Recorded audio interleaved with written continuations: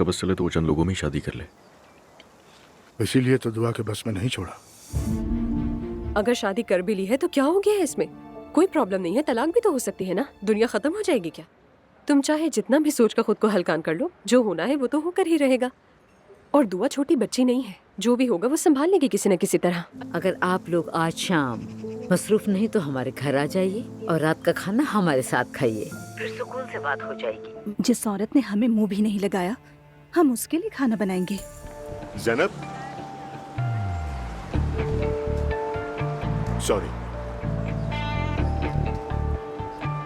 मेरा मतलब है ज़ैनब साहिबा, एक बार फिर शुक्रिया आपका। कोई बात नहीं उमर साहब, उमर साहब।